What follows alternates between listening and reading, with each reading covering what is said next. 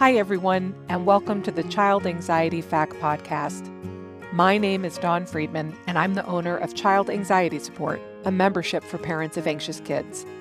I have my master's in clinical counseling and additional postgraduate training in child anxiety disorders, including exposure and response prevention and the Supportive Parenting for Anxious Childhood Emotions program, or SPACE program, which was designed by Dr. Ellie Lebowitz of the Yale Child Study Center.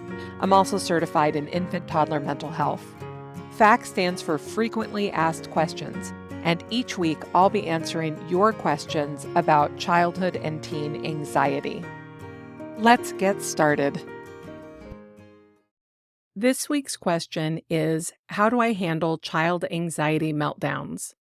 Now, I feel like this is a tricky question to answer because the person who posted this to my site didn't add any details. I don't know how old their child is. I don't know what the meltdowns look like. I don't know what they've already tried or what makes them think that these are related specifically to anxiety.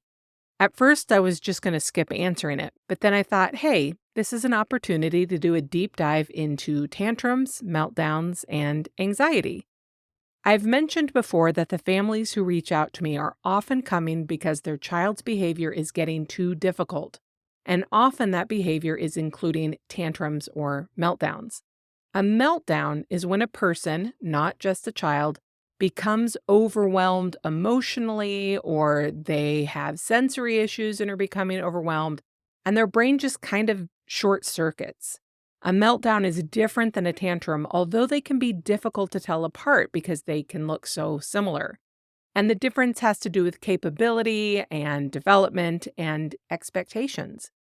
Generally speaking, a tantrum has some will to it, which is to say, there is some measure of control there. There's some decision making. A child who says, "I'm going to break this toy if you don't do what I want," and then breaks it is having a tantrum. A meltdown is more like coming apart at the seams. Some meltdowns are the child version of a panic attack. There is no control there. There is no decision making. If they break a toy, it's because they have lost control and are now breaking the toy. They don't usually announce it or threaten it. They just do it. Some people differentiate the two by saying a tantrum has a purpose, like you ask a child to clean their room and they start screaming that they won't. But this can be confusing because a meltdown can be a fight or flight response, so it can look like there's a purpose. Let's say you tell a child it's time to wash their hair and they run screaming. Is that a tantrum? Is the child trying to control the outcome and not get their hair washed? Or is this a meltdown? Is this a child trying to get away from something that scares them? If you're not sure, think about how present your child seems to be. Are they watching you for a reaction? That's probably a tantrum. Do they stop when you give in? Again, probably a tantrum.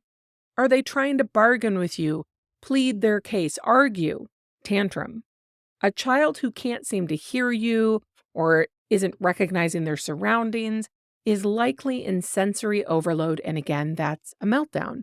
If they're unable to respond to you, if giving in doesn't stop things, if they just have to cry themselves out, that's likely a meltdown. And you can see both in anxious kids. And in both cases, when the child has come apart, when they are in the middle of it, it's time to step away, lower your expectations, understand that it's time to stop pressing and reassess. You may not always know the difference, but sometimes that might not matter, because from an anxiety standpoint, we're going to be pulling back to assess where the child is getting pushed past their limits. What are their triggers?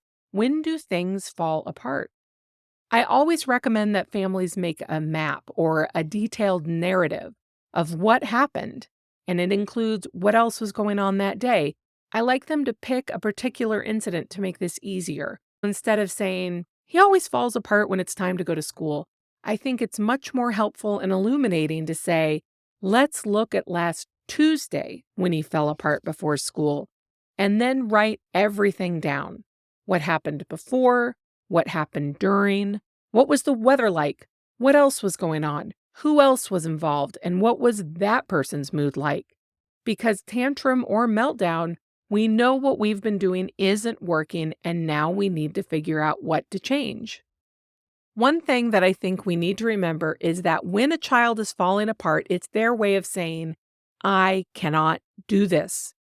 We need to have the perspective that they can do this, whatever this is, with the right supports, which means gathering information so we can figure out how to give that support. Taking that detailed report, that meltdown map, is the first step to figuring it out. This will also help you figure out if you're dealing with a meltdown or a tantrum. Looking at the details, considering if your child was able to be responsive, even if that's yelling back or arguing, considering how they came out of it. Did they stop because things changed and they got their way? That's a sure sign of a tantrum. Or did they just cry until they couldn't cry anymore? That's probably a meltdown. The best reason to know the difference is that you can be a bit more firm with a tantrum, and you need to be cautious about unintentionally doing things that reward or encourage tantrum behavior. And with meltdowns, we need to figure out where to give our child a break. Where is it that they're getting overloaded? Now, I'm not one for focusing on punishments for tantrums, because I think that creates more antagonism between parent and child. But I do think we need to be careful not to inadvertently reward tantrum behavior. I don't like the word manipulative when we're talking about kids, because I think that children are looking to us to teach them how to behave. And if a tantrum has worked, then of course they're going to keep doing it. They've learned that tantruming is effective. Smart kid, right? Punishing them for being observant and figuring out how to get their way seems inappropriate to me. Instead, we can revisit the lesson that we have been teaching them without meaning to. I'll give an example. I worked with a family who had an anxious child who often tantrumed before school. The family was mistaking these for meltdowns and were very stuck in the parenting pitfalls of trying to manage their child's crying and screaming.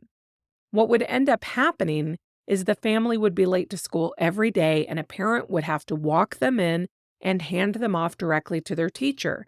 Now, this was an elementary-aged child, a child who was developmentally capable of walking into the school themselves, but the child preferred not to, and in fact, just to be clear, thought they were not able to.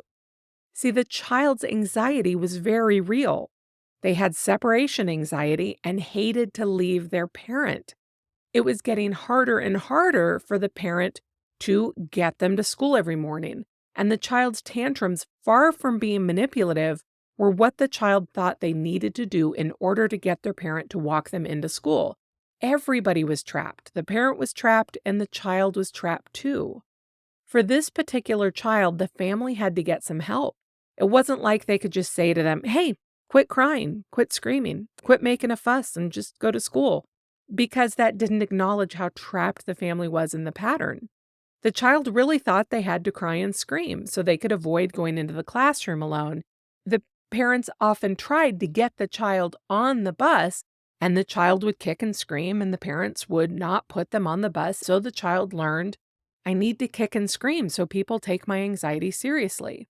Anyway, the family had someone else come in to help them disrupt the pattern. They had a grandparent who was available and who was also willing to intervene and take the child in their car to school as a first step to eventually getting the child on the bus and onto school on time. Now, it was a lot more complicated than this. It wasn't like the grandparent came and everything was fine. There was a lot of preparation around it. There was clear discussion and expectations. There was a plan, and the child was informed of the plan. And there was a plan both for the challenges, like what to do, how to pick up a kicking child, how to handle it if that child tried to get out of the car, who'd be at the school to help, how the parent would take care of themselves because they knew they'd be in for a rough, guilt-inducing morning, and also how the family was going to celebrate the child's success, however small it might be. And in this case, the child did not amp up the tantruming as much as the family thought. The family was prepared for a worst-case scenario, and it actually went really well because sometimes that happens. Sometimes tantrums are not as bad if there are other people around. And again, That's another sign of a tantrum if a child behaves that way only in certain circumstances. There's another way you can know it's a tantrum and not a meltdown is if you see a child making those adjustments, if you see them amping up when you pull back on the accommodation or start pulling the family out of those parenting pitfalls. In the case of an anxiety meltdown, if looking over the detailed narrative makes it clear that this is a child who is well and truly overwhelmed, we might start by removing some of those overwhelming elements. Frankly, I like to recommend that even with tantrums, because the more comfortable we can be heading in, the easier it is to handle the anxiety. An example of this might be making sure people get to wear their comfiest, squishiest pants on the day that we're going to try doing something hard, like having a grandparent come over and help them get off to school, or making sure everybody has a really good breakfast because we know that when they're hungry, they are more overwhelmed. Maybe we're going to keep the lights low. Maybe we're going to wait and do that on a day when we're sure everybody's had enough sleep, that kind of thing.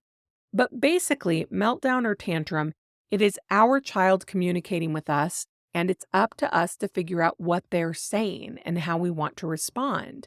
If they're saying, I cannot handle this, we need to figure out how we can help them handle it. It doesn't mean just give in and agree with them that they are incapable.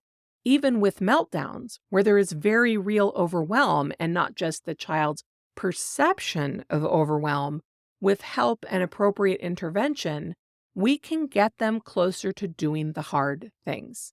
So if you'd like help with your child's anxious tantrums or meltdowns, please reach out. Thank you so much for tuning in this week. If you have a question you would like me to answer on the show, please go to childanxietysupport.com/FAQ. And if you'd like to learn more about the Child Anxiety Support membership, please go to childanxietysupport.com. The membership offers courses, live events, and community to help you design a personalized program to free your family from the trap of child anxiety. I hope you'll consider subscribing to the podcast and sharing it with any friends or family who you think might find it helpful. You can get more of my child anxiety content over at Instagram, where I'm Dawn Friedman, MSED, or on Facebook at the Child Anxiety Support page. Thanks again, and have a great week.